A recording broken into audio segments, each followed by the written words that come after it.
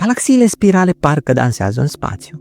Discul acestei galaxii s-a torsionat datorită interacțiunilor gravitaționale. Centrul luminos al galaxiilor spirale trădează de obicei existența unei găuri negre supermasive, așa cum este aceasta fotografiată în galaxia noastră. Această galaxie se află la 70 de milioane de ani lumină distanță. Oare va vizita vreodată un urmaș al omului?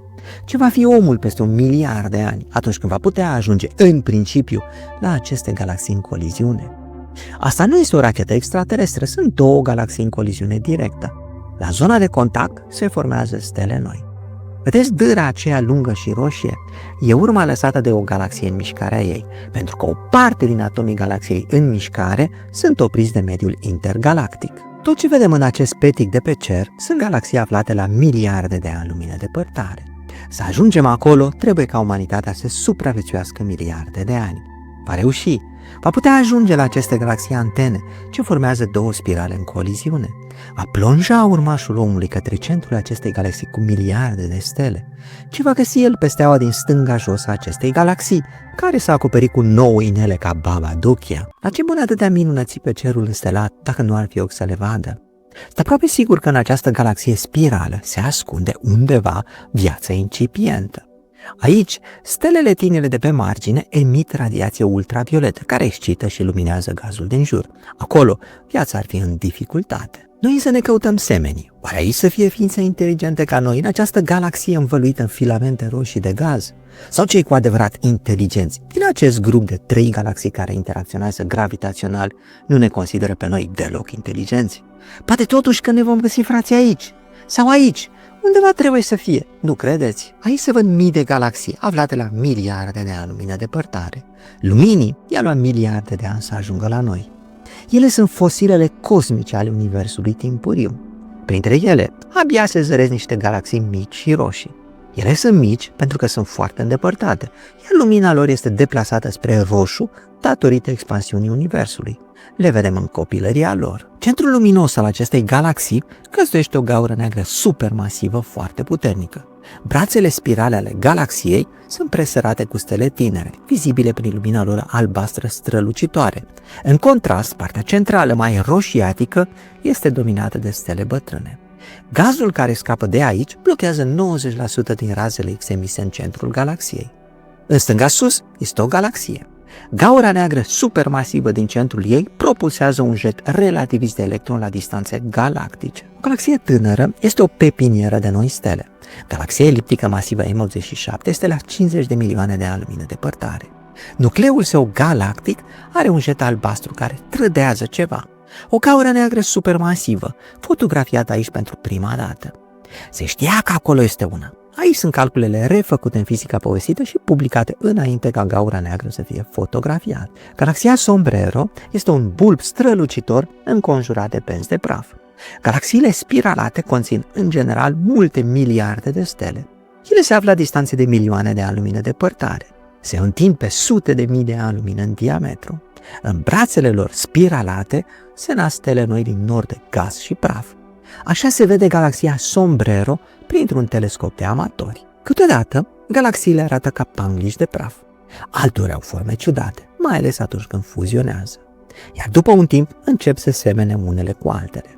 În universul observabil sunt sute de miliarde de galaxii. De atunci și până astăzi, colonii de lumi pierdute, spune Eminescu, vin isure văi de haos pe cărări necunoscute și în roiuri luminoase izvorând din infinit, sunt atrase în viață de un dor nemărginit. Cum este această supernovă? Așa a văzut eu galaxia Andromeda prin aparatul meu de fotografiat. Așa se vede cu un telescop profesionist. Nebuloasa Orion cu același aparat al meu, fotografiată de mine. Acum, fotografiată de un amator cu instrumente bune și fotografiată de telescopul spațial Hubble. Galaxia M51 o poți vedea cu un telescop mic, dar hei, dacă ai Hubble, e altă mâncare de pește. Inelul lui Einstein se formează când imaginile galaxiilor sunt deformate în arcuri de cerc. Lumina care vine de la galaxia îndepărtată trece printr-o porțiune unde spațiul este curbat, iar raza se curbează.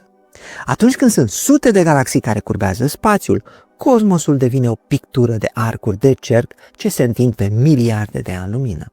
În plus, galaxiile sunt colorate în sute de culori, în funcție de caracterul lor și de depărtarea de noi. Galaxiile mici sunt mai îndepărtate și sunt puțin roșiatice, datorită deplasării spre roșu al luminii. Aici este mărit un punct mic roșu din imagine. Este cea mai îndepărtată galaxie, la peste 13,4 miliarde de ani lumină depărtare. Unele galaxii interacționează și în dansul lor gravitațional formează costelare de sute de mii de ani lumină. Altele canalizează liniștite gaz de hidrogen în bara lor centrală, pentru că apoi să alimenteze cu el stelele tinere. Pe desenul cosmic, unele galaxii se așează transversal, parcă vrând să-și ascundă comoara centrală. Așa arată câmpul magnetic din centrul galaxiei noastre. El îndepărtează de centru o parte din materia ionizată, care altfel ar cădea către gaura neagră supermasivă de acolo. Trăim într-o lume a internetului, dar internetul pe care îl vedem noi astăzi este văzut diferit de alți locuitori ai acestei planete. Când vreau să călătoresc virtual și sunt curios cum arată lumea văzută în acele țări, folosesc un VPN. Surfshark este un VPN ce îți oferă acces la peste 3000 de servere din 100 de țări de pe tot mapamondul. Surfshark îți ascunde adresa IP și îți asigură astfel intimitatea ta virtuală la navigarea pe internet. Poți căuta bilete de avion, camere de hotel și mașini de închiriat la prețuri mai mici. Aceasta cu un design minimalist și user-friendly al aplicației. Cu serviciul Surfshark Alert poți primi alerte și beneficia de protecție în timp real. Iar Surfshark Antivirus te ajută să ții dispozitivul fără virus, să faci o scanare rapidă sau completă a dispozitivului, să beneficiezi de protecție în timp real și să faci scanări programate. Accesează surfshark.com/presură sau folosește codul presură la finalizarea comenzii pentru a primi 4 luni extra de Surfshark VPN. Acest triplet de galaxii care fuzionează a primit numele de Clopoțica, după un personaj din Peter Pan. Gaura neagră supermasivă din centrul acestei galaxii este responsabilă de cele două jeturi vizibile de materie. În imagine sunt sute de galaxii, fiecare cu miliarde de stele. Galaxiile galbene sunt, în general, galaxii eliptice bătrâne. Lumina de la această galaxie a plecat spre noi acum 400 de milioane de ani, când primii copaci apăreau pe Pământ. Galaxia numită Mormolocul a fost distorsionată de o coliziune cu o altă galaxie.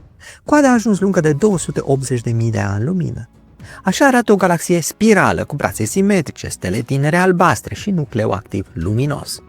Când galaxiile se adună împreună, formează un cluster. Șoarecii sunt două galaxii în coliziune, fiecare cu coznuși de stele și gaze care interacționează gravitațional. Această galaxie a devenit celebră printr-o supernovă dublă rară, observată în aceeași regiune galactică. Aici, o galaxie spirală activă, a doua ca luminozitate din galaxiile de tip Seyfert cunoscute. Oh, it's such a perfect day. I'm glad I spent it with you. Oh, it's such a perfect day. You just keep me hanging on. Aș sta o oră să mă uit la fiecare stea din această galaxie. Ce minunății sunt acolo! Arată ca o floare cosmică, dar sunt două galaxii ce interacționează gravitațional și se deformează. Aici, culoarea galbenă trădează faptul că aceste galaxii sunt bătrâne. Oare extraterestrii de acolo se pregătesc de plecare? Te uiți pe cer și vezi teoria relativității. Partea din stânga este imaginea deformată a unei galaxii îndepărtate. Deformarea imaginii se datorează curburii spațiului, care face ca lumina să meargă ca într-o lentilă. În centrul inelului este mereu obiectul cosmic masiv care deformează spațiul, de obicei o galaxie sau un grup de galaxii. La marginea inelului se vede un obiect deformat, de obicei o altă galaxie. Aceasta se află în spatele obiectului din centru, dar se vede doar pe marginea inelului. Parcă pare că zâmbește aici universul. Galaxiile parcă stau liniștite în spațiu, etalându-ne miliardele lor de stele. Dacă am vizitat doar o secundă fiecare din stelele ei, am avea nevoie de sute de vieți. Alteori, galaxiile stau adunate împreună de materie întunecată. Ne-ar trebui sute de mii de vieți, doar să ne uităm o secundă la fiecare stea de aici. Când se apropie prea mult, galaxiile interacționează gravitațional, creând poduri de stele. Vedem aici un quartet de galaxii într-un dans cosmic, invitând potențialii turiști spațiali. Să nu ne facem însă iluzii, până acolo sunt aproape 100 de milioane de ani lumină. Noi nu le putem admira decât frumusețea stranie și îndepărtată. Dansul acestor două galaxii cu brase de 50.000 de ani lumină nu lasă loc de îndoială. Gravitația domină interacțiunile dintre stele și praful cosmic și face ca stelele să se așeze în forme specifice, cum sunt aceste brațe într-o galaxie eliptică. Dar ceea ce dă lumină fiecare galaxie sunt stelele sale.